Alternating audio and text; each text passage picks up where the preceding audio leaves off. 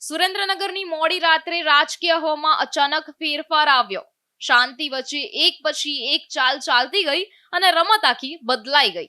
આપના પ્રદેશ joint secretary Satish Gamara સહિત અનેક કાર્યકરો ભાજપ તરફ વળ્યા. જાણે અંદરખાને ઘણા સમયથી ઉકળાટ ચાલી રહ્યો હતો.